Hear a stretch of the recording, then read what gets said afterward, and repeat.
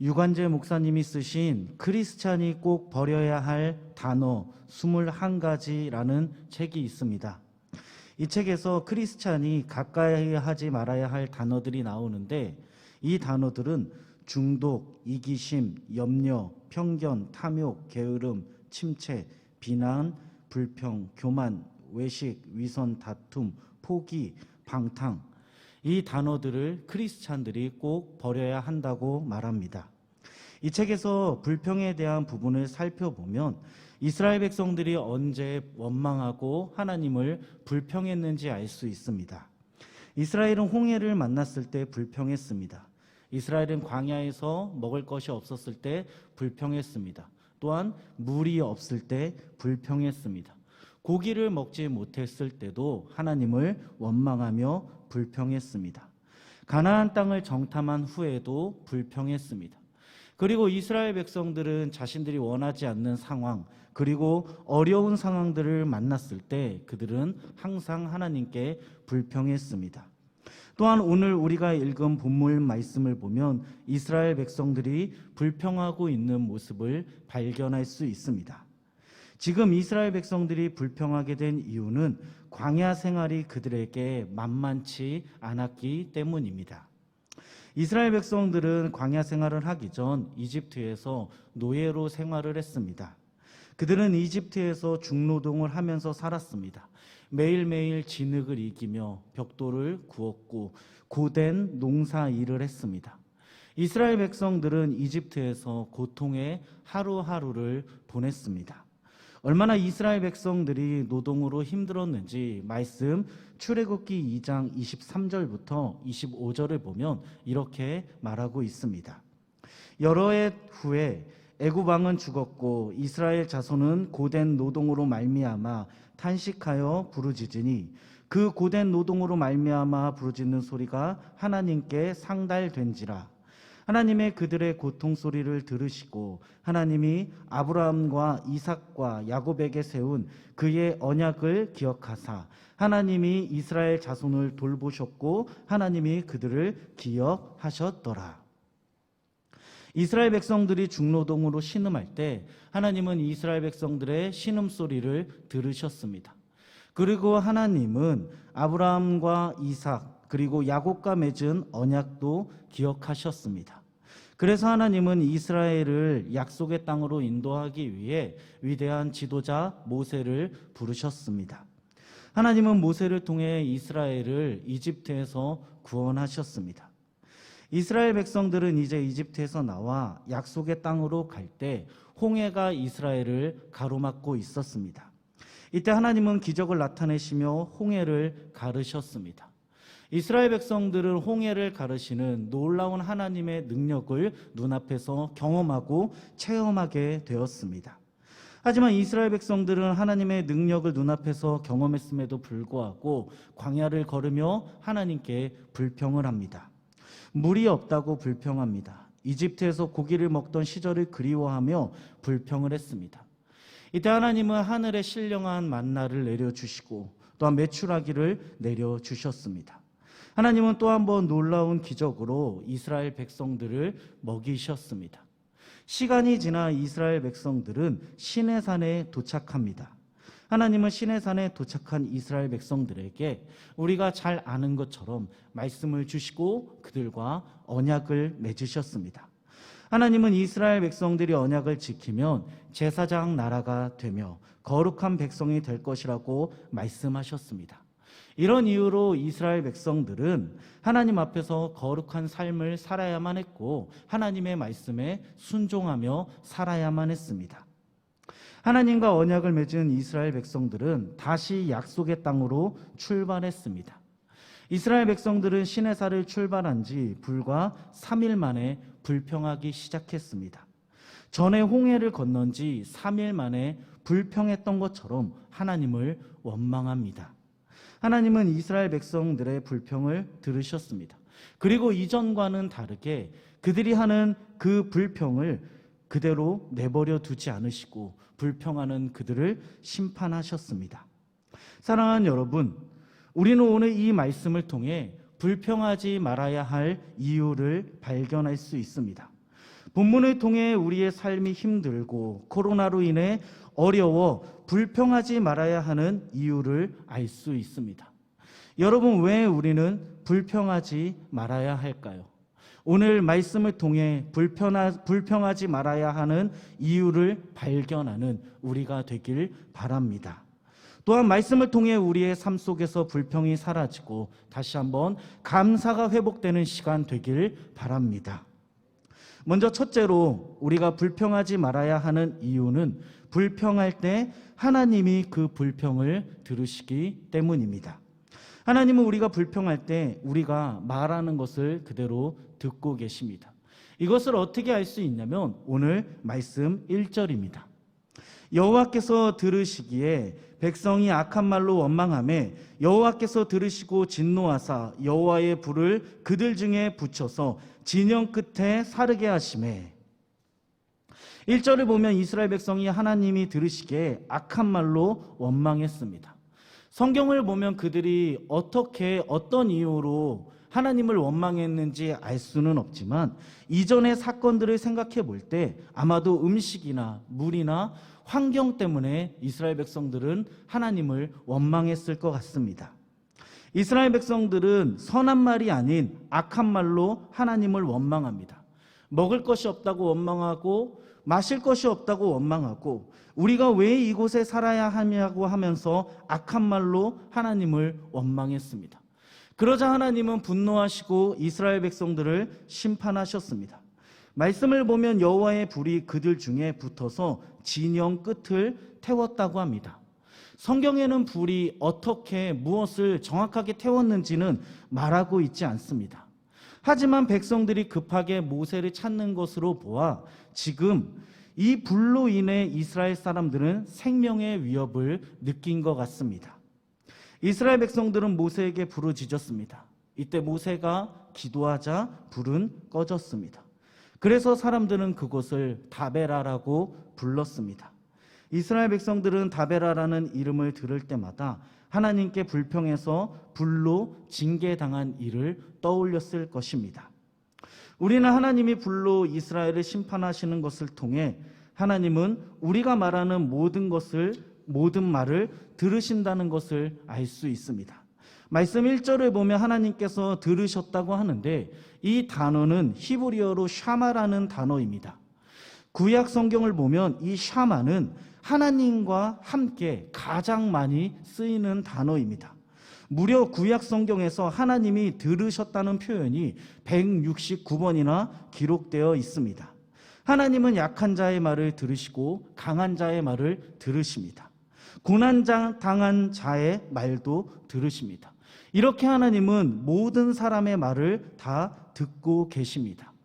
그리고 하나님은 들은 대로 행동하시는 분이라는 것을 알 수 있습니다. 오늘 말씀을 보면 알 수 있듯이 악한 말로 불평하는 자들의 불평을 들으시고 그들을 그대로 하나님은 심판하셨습니다. 또한 창세기 30장 22절을 통해서도 하나님은 들은 그대로 행동하시는 분이라는 것을 알 수 있습니다. 창세기 30장 22절입니다. 하나님이 라헬을 생각하신지라 하나님이 그의 소원을 들으시고 그의 태를 여셨으므로. 하나님은 아이를 가지지 못하는 라헬을 기억하셨습니다. 그리고 말씀을 보면 라헬이 기도하는 것을 들으셨습니다. 하나님은 라헬이 기도한 대로, 라헬이 말한 대로 그의 소원을 그대로 들어주셨습니다. 이런 이유로 여러분, 우리는 불평하지 말아야 합니다. 하나님은 우리의 모든 말을 들으시고 들으신 그대로 행동하시는 분이기 때문입니다. 민수기 14장 28절입니다. 그들에게 이르기를 여호와의 말씀에 내 삶을 두고 맹세하노라. 너희 말이 내 귀에 들린 대로 내가 너희에게 행하리니. 말씀을 정리해 보면 결국 우리가 어떤 말을 하냐에 따라서 우리의 인생이 결정된다는 겁니다. 지금 우리가 하나님을 향해 불평을 하고 있다면 하나님은 그 불평을 들으시고 그대로 우리에게 행하실 것입니다. 반대로 우리가 하나님을 향해 불평이 아닌 감사의 말, 믿음의 말, 축복의 말을 할 때 하나님은 우리의 삶을 반드시 축복해 주실 것입니다. 사랑하는 여러분, 지금 우리 가운데 불평이 있다면 불평을 버리고 믿음의 언어를 사용하는 우리가 되길 바랍니다. 지금 우리 가운데 하나님을 향한 원망이 있다면 원망을 버리고 감사할 수 있는 우리가 되길 바랍니다. 둘째로 우리가 불평하지 말아야 하는 이유는 불평할 때 받은 은혜를 잊어버리기 때문입니다. 불평할 때 우리가 받은 은혜를 잊어버립니다. 오늘 말씀 4절을 보면 이스라엘 백성 중에 섞여 살던 사람들이 먹을 것 때문에 탐욕을 품고 불평하자 이스라엘 백성들도 함께 불평했습니다. 그들은 고기를 먹고 싶다고 불평합니다. 오늘 말씀 11장 5절 6절입니다. 우리가 애굽에 있을 때에 값없는 생선과 오이와 참외와 부추와 파와 마늘들을 먹은 것이 생각나거늘 이제는 우리의 기력이 다하여 이 만나 외에는 보이는 것이 아무것도 없도다 하니. 말씀을 보면 이들은 애굽에 있을 때 값없이 먹었던 생선과 오이와 참외와 부추와 파와 마늘을 그리워하며 지금 우리에게는 만나밖에 없다고 말하며 불평하고 있습니다. 그런데 여러분 잘 생각해 보면 이스라엘 백성들은 애굽에서 공짜로 음식을 먹은 것이 아니었습니다. 그들이 노동을 했기 때문에 벽돌 굽기를 했기 때문에 고된 일들을 했기 때문에 그들은 힘든 고역의 결과로 음식을 먹을 수 있었습니다. 지금 이스라엘 백성들은 이집트에서 고통스러웠던 노예 생활을 잊어버리고 먹을 것을 생각하며 불평하고 또한 불평했습니다. 매튜앤리 목사님은 이 부분을 이렇게 설명했습니다. 그들은 벽돌 굽던 일과 공사 감독과 압제자의 음성과 채찍의 아픔은 기억하지 못했다. 감사할 줄 모르는 이 백성들은 그 모든 것을 잊었다. 이스라엘은 하나님께서 그들에게 주신 은혜를 잊어버리고 불평을 했습니다. 당연히 불평을 하니까 우리가 먹을 것은 만나밖에 없다고 말합니다. 그런데 여러분 한번 생각해 보면 하나님께서 내려주신 이 만나, 이 음식 만나 자체가 정말 형편없는 음식이었을까요? 여러분 자녀에게 나쁜 음식을 주는 어머니는 없습니다. 자녀에게 음식을 줄 때 어머니들은 건강을 생각하고 또 생각하면서 몸에 나쁜 음식이 아니라 좋은 음식을 만들려고 노력하고 또한 노력합니다. 항상 어머니들은 자녀들의 건강을 생각하며 몸에 좋은 음식을 만들려고 합니다. 이렇게 자녀에게 나쁜 음식을 주는 어머니가 없듯이 하나님은 자신의 자녀들에게 분명히 좋은 것, 이 만나, 하늘의 양식을 이스라엘 백성들에게 주셨습니다. 출애굽기 16장을 보면 하나님은 광야에서 이스라엘 백성들을 위해 만나를 내려주십니다. 그리고 이스라엘 백성들은 이 만나를 먹고 이 만나에 대해 맛에 대해서 이야기를 하는데 꿀로 만든 과자 같았다고 합니다. 또한 외경인 지혜설에 보면 만나를 천사들의 음식, 하늘의 빵이라고 말하고 있습니다. 그리고 만나는 모든 사람들의 입맛에 맞았고 만나로 여러 가지 요리를 할 수 있었다고 합니다. 말씀을 보면 알 수 있듯이 만나는 이렇게 누구에게나 주어지는 것이 아니었습니다. 오직 이스라엘 백성들에게만 주어지는 것이 바로 하늘의 양식 만나였습니다. 만나는 하나님이 직접 이스라엘에게만 주신 것입니다. 성경을 보면 이스라엘 백성 외에 누구도 만나를 먹어보지 못했습니다. 그럼에도 불구하고 이스라엘 백성들은 불평하며 하나님께서 주신 은혜를 잊어버렸습니다. 하나님께서 주신 것에 대해 불평하는 죄를 짓습니다. 여러분 이렇게 우리가 불평할 때 하나님께서 주신 은혜를 잊으며 불평하는 죄를 짓는다는 것입니다. 시편 37편 8절입니다. 분을 그치고 노를 버리며 불평하지 말라. 오히려 악을 만들 뿐이라. 말씀을 보면 시편 기자는 우리가 불평하지 말아야 하는 이유를 정확하게 말하고 있습니다. 우리가 불평하지 말아야 하는 이유는 불평이 바로 죄로 이어지기 때문입니다. 우리가 불평할 때 반드시 말과 행동 그리고 생각으로 죄를 짓습니다. 그러므로 우리는 불평이 아니라 우리에게 주어진 것에 대해 감사해야 합니다. 하나님은 불평이 아닌 감사하는 자를 축복하시기 때문입니다. 19세기 영국을 감동시킨 찰스 스펄전 목사님은 이런 말씀을 하셨습니다. 촛불을 보고 감사하면 전등불을 주시고, 전등불을 보고 감사하면 달빛을 주시고, 달빛에 감사하면 햇빛을 주시고, 햇빛에 감사하면 천국빛을 주신다. 우리가 하나님의 은혜에 감사하면 하나님의 은혜는 더욱 풍성해진다. 사랑하는 여러분, 지금 우리의 상황이 그리고 코로나로 인해 어렵다고 불평하지 않았으면 합니다. 오히려 이런 상황 가운데 하나님께서 우리에게 주신 것을 기억하며 감사하는 우리가 되길 바랍니다. 하나님은 감사하는 자에게 더욱더 놀라운 은혜를 주시기 때문입니다. 우리의 환경을 보고 불평하지 않고 우리에게 주신 은혜를 바라보며 감사할 수 있는 우리가 되길 바랍니다.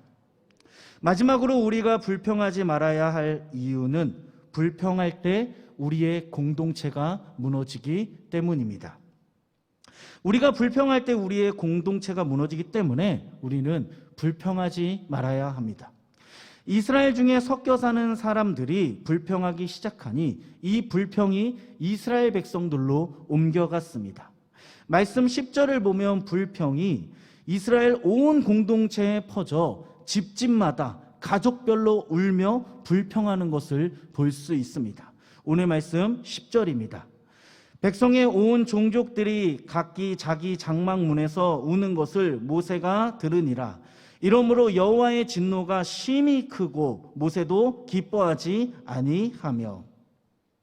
이스라엘 사람들이 자기 장막에서 울며 불평하는 것을 모세가 들었습니다. 말씀을 보면 이스라엘 공동체가 불평하는 모습을 보고 하나님이 진노하셨습니다.